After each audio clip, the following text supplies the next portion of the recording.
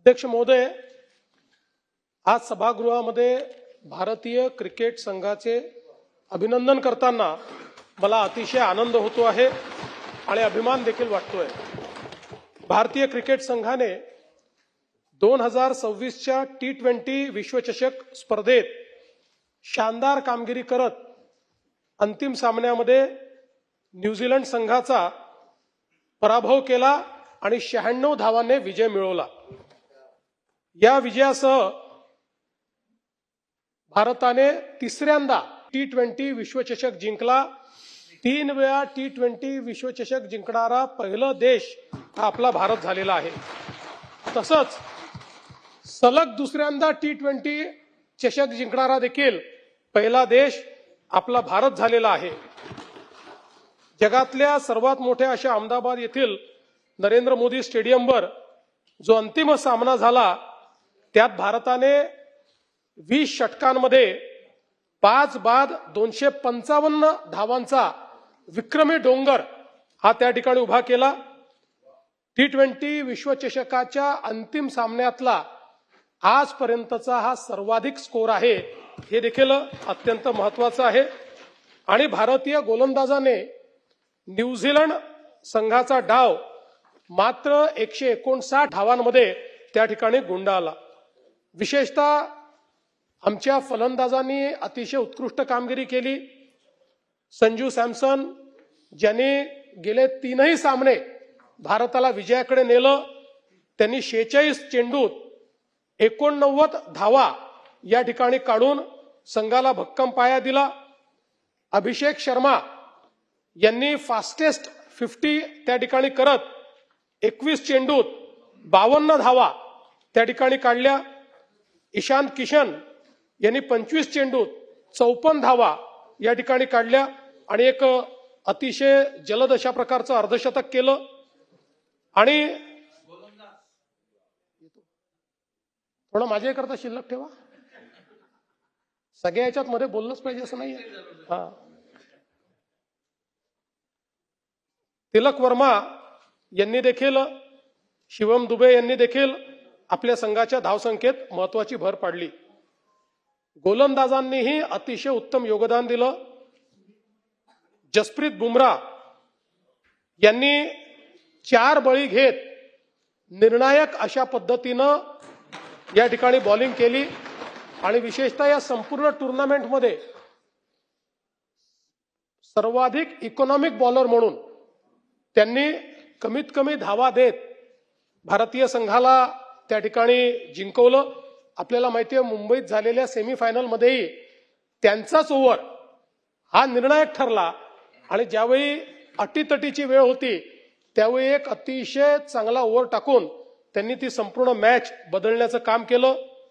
अक्षर पटेल यांनी देखील 3 बळी घेऊन त्या ठिकाणी संघाला भक्कम आधार दिला आणि म्हणून फलंदाजी आणि गोलंदाजी या दोन्ही क्षेत्रामध्ये भारतीय चमूने अत्यंत उत्तम अशा प्रकारचं काम केलेलं आपण सगळ्यांनी बघितलं। आणि या संपूर्ण टुर्नामेंटमध्ये एका मॅचचा अपवाद वगळता आपली टीम सर्व मॅचेस त्या ठिकाणी जिंकली आणि एक उत्तम कामगिरी आपल्या टीमनी केली। म्हणून आपल्या या विधानसभेच्या माध्यमातून भारतीय टीमचे कर्णधार सूर्यकुमार यादव आणि प्रशिक्षक गौतम गंभीर यांचं देखील मी मनापासून अभिनंदन करतो। संघ भावना, शिस्त आणि आत्मविश्वास या तिन्ही गोष्टी या संघामध्ये आपल्याला पाहायला मिळाल्या।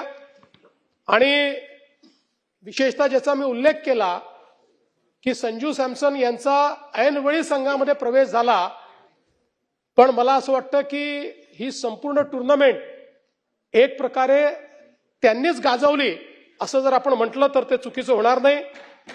आणि विशेषतः वेस्ट इंडिज आणि इंग्लंड विरुद्ध त्यांची जी काही त्या ठिकाणी बॅटिंग होती ती निर्णायक ठरली आणि काल तर ठरलीच।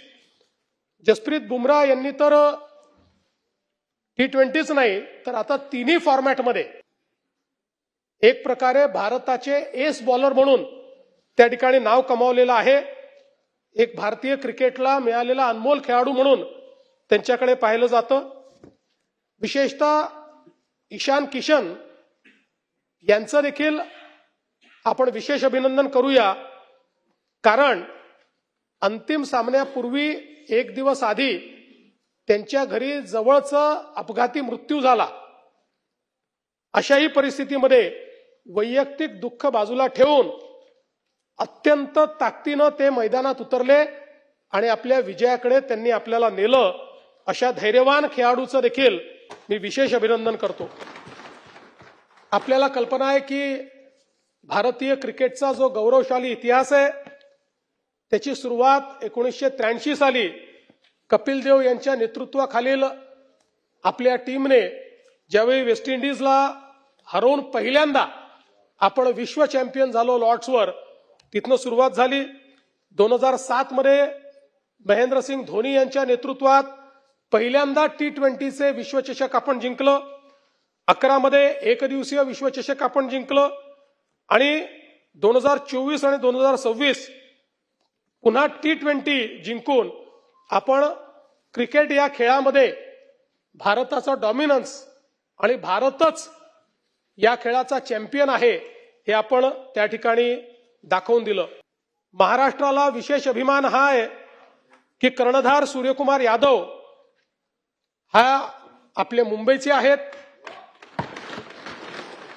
त्यामुळे त्या ठिकाणी शिवम दुबे देखील आपल्या मुंबईचे आहेत आणि मुंबईने अनेक महान खेळाडू आपल्या देशाच्या टीमला दिले आहेत. मुंबई आणि महाराष्ट्राचं क्रिकेटमधलं जे कॉन्ट्रीब्युशन आहे हे आपल्या सर्वांना माहिती आहे.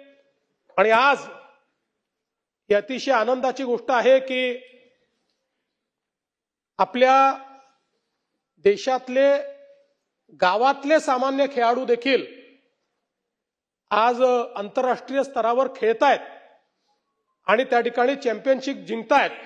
आणि हे सगळ्या खेळाडूंचा जर आपण बॅकग्राऊंड बघितलं तर यातले अनेक लोक अतिशय गरीब अशा अवस्थेतनं आलेले, ज्यांचे आई वडील कुठेही मोठे नाहीत किंवा ज्यांच्याकडे पैसा नाही, असे सगळे खेळाडू आज खेळाचं नाव मोठं करतायत, आपल्या देशाचं नाव मोठं करतायत आणि एक प्रकारे करिअर ऑपॉर्च्युनिटी देखील त्या माध्यमातून मिळते.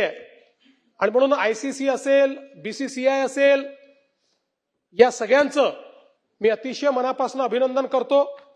आणि या सभागृहाच्या वतीने हा अभिनंदनाचा प्रस्ताव पास करून त्याची एक प्रत ही आपल्या भारतीय टीमला पाठवावी अशी विनंती माननीय अध्यक्ष महोदय मी आपल्याला करतो. अभिनंदन पर प्रस्ताव सभागृहाने सर्वानुमतीने संमत केला आहे.